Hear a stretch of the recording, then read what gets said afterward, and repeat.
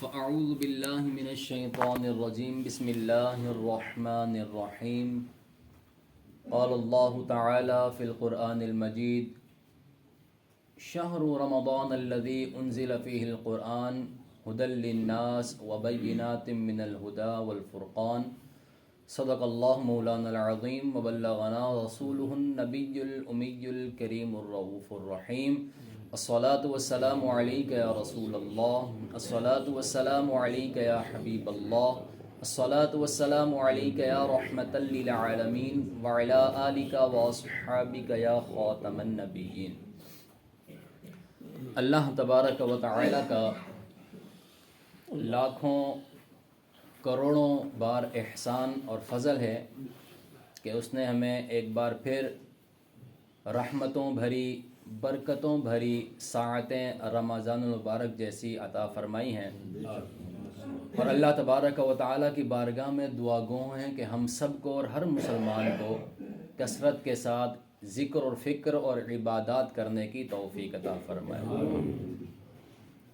رمضان المبارک میں جہاں ایک طرف اللہ تبارک و تعالیٰ کی بے پناہ رحمتیں نازل ہوتی ہیں، وہیں اس کے ساتھ ساتھ اللہ تبارک و تعالی مسلمانوں کی آسانی کے لیے شیاطین کو قید کر دیتا ہے، جکڑ دیتا ہے، تاکہ مسلمان ہمہ تن گوش ہو کر یکسو ہو کر عبادات کی طرف توجہ کر سکے۔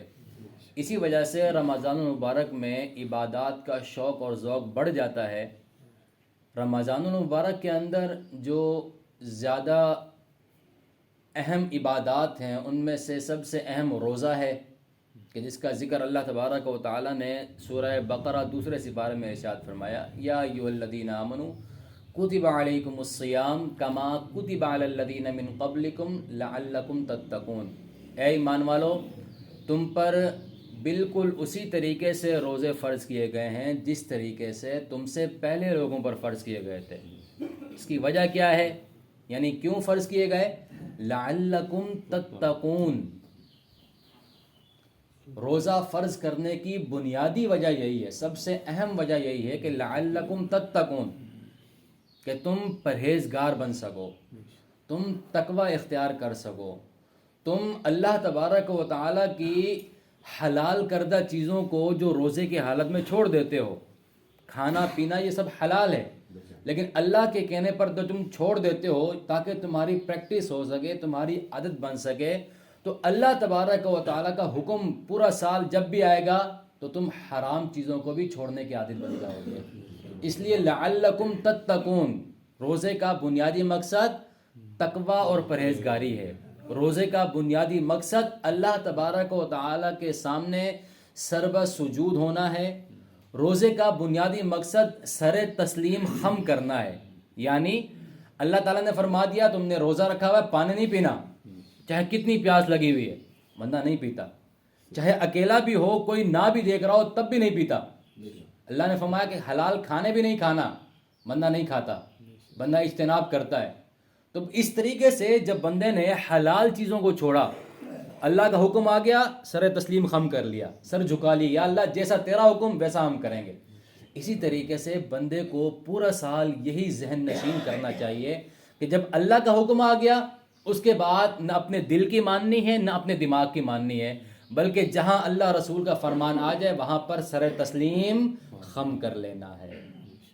دوسری جو اہم عبادت کی جاتی ہے وہ نماز تراویح ہے، کہ پیارے آقا علیہ الصلوۃ والسلام نے ارشاد فرمایا، اے لوگو اس ماہ مبارک میں تم پر دن میں روزے فرض کیے گئے اور رات میں نماز تطوع رکھی گئی، یعنی اضافی عبادات رکھی گئی ہے۔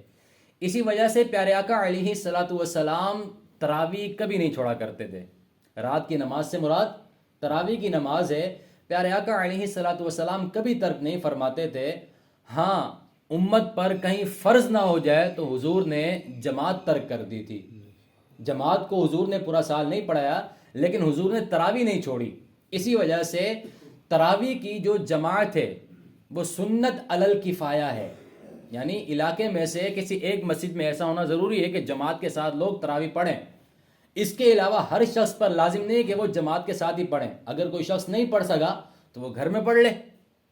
کبھی چھوٹ جاتی ہے 1 یا 2 رکعت 5-6 رکعتیں رہ جاتی ہیں تو وہ گھر میں ادا کر لے، اکیلے ادا کر لے، تو ادا لازمی کرنی ہے، چھوڑ نہیں سکتے، اس لیے کہ سنت مؤکدہ ہے مردوں پر بھی اور عورتوں پر بھی۔ سنت مؤکدہ سے مراد آسان الفاظ میں ایسے سمجھ لیں جیسے فجر کی 2 سنتیں ہوتی ہیں، ظہر کی 4 سنتیں، پھر 2 سنتیں جو ہوتی ہیں وہ ہم کبھی نہیں چھوڑتے، اسی طریقے سے تراویح بھی ہم نہیں چھوڑ سکتے ہیں۔ ہاں کوئی مجبوری ہے، کوئی عذر ہے، کوئی وجہ ہے تو اسی وجہ سے ترک کی جا سکتی ہے، لیکن اگر پھر بھی وقت مل گیا تو فجر سے پہلے پھر بھی وہ ادا کی جا سکتی ہے، لیکن فجر کا وقت آ گیا تو اس کے بعد یہ ادا نہیں کی جا سکتی ہے، بلکہ قضا بھی نہیں کی جا سکتی ہے۔ تراویح پیارے آقا علیہ الصلوۃ والسلام نے خود بھی 20 رکعت ادا فرمائی ہے۔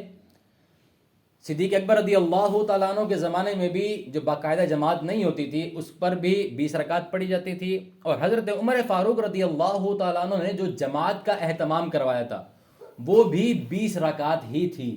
20 رکعت تراویح ادا کرنا یہ سنت مؤکدہ ہے۔ اور مجھ سے ایک شخص نے پوچھا کہ 8 رکعت تراویح ہو جاتی ہے؟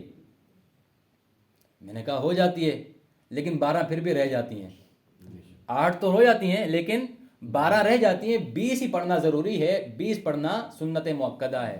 لیکن جو لوگ 8 پڑھتے ہیں تو وہ بھی کسی اور کا نقصان تو نہیں کرتے، اپنا ہی نقصان کرتے ہیں، اپنی کم علمی یا کم فہمی کی وجہ سے وہ ایسا کر لیتے ہیں۔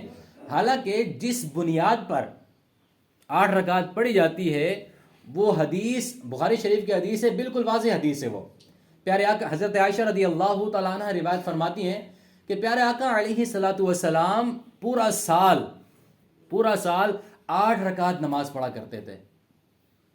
یہ بخاری شریف کی حدیث ہے، پیارے آقا علیہ الصلوۃ والسلام پورا سال 8 رکعت نماز ادا فرمایا کرتے تھے۔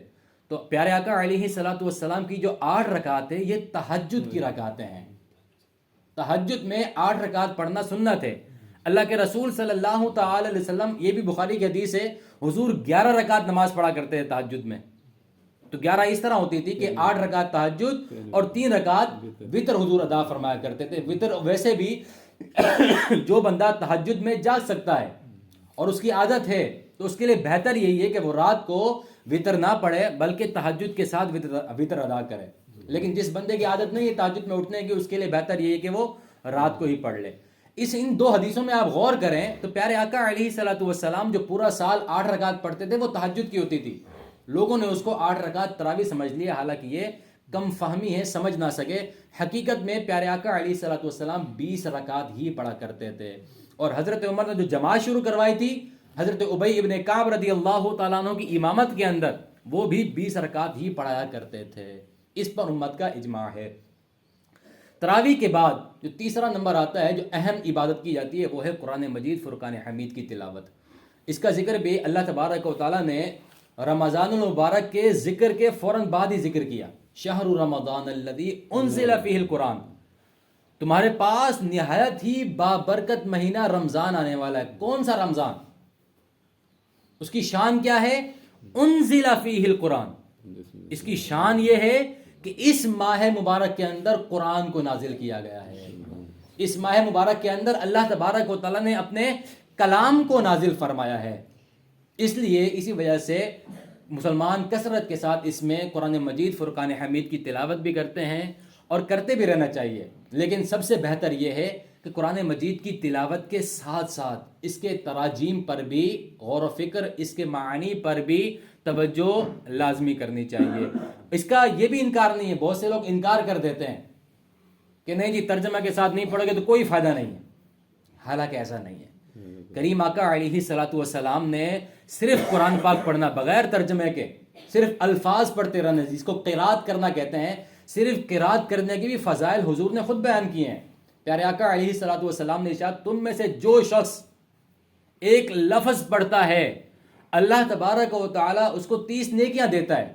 پھر حضور نے اس بات کی خود ہی وضاحت فرمائی۔ حضور نے ارشاد فرمایا الف لام میم یہ ایک لفظ نہیں ہے، بلکہ فرمایا الف لام اور تیم، ہر حرف کے بدلے میں اللہ تبارک و تعالیٰ 10 نیکیاں عطا فرماتا چلا جائے. تو اسی طرح جب قرآن مجید فرقان حمید پورا ختم کریں گے تو ہر حرف کے بدلے جب 10 نیکیاں ملیں گی تو کتنی نیکیوں کا ذخیرہ جمع ہو جائے گا. تو یہ پیارے آقا علیہ الصلوۃ والسلام نے اس کے فضائل بیان کیے ہیں. اس کے بھی انکار نہیں کیا جا سکتا کہ اس کے کوئی فائدہ نہیں ہے یا کوئی ثواب نہیں. اس کا بالکل ثواب ہے. بلکہ قرآن مجید تو اللہ کا وہ کلام ہے کہ نہ پڑھیں, صرف اس کو ہاتھ لگائیں, اس کی زیارت کریں, اس کو دیکھیں, اللہ تعالیٰ تب بھی ثواب عطا فرماتا ہے. کیونکہ یہ عام کتاب تھوڑی ہے. لوگ جو اس کو کمپیریزن کرتے ہیں, اس کا مقابلہ کرتے ہیں, وہ عام کتابوں کے ساتھ کرتے ہیں کہ جب تک عام کتاب کو سمجھ کے نہیں پڑھا جائے گا تو فائدہ نہیں ہے, اس کو بھی سمجھ کے نہیں پڑھا جائے گا تو فائدہ نہیں ہے. ایسا نہیں ہے. بلکہ اللہ کی کتاب میں اور مخلوق کی کتاب میں سب سے بنیادی فرق یہی ہے کہ مخلوق کی کتاب جب تک سمجھ کر نہ پڑھو فائدہ نہیں ملے گا, جبکہ اللہ تبارک و تعالیٰ کی کتاب وہ ہے کہ سمجھ کے نہ ہی پڑھو تب بھی اللہ تعالیٰ ثواب عطا فرمائے گا. ہاں, لیکن بہتر اور اعلیٰ درجہ یہ ہے کہ ہمیشہ سمجھ کر پڑھنے کی کوشش کی جائے. اللہ تبارک و تعالیٰ ہم سب کو عمل کی توفیق عطا فرمائے. آمین ثم آمین.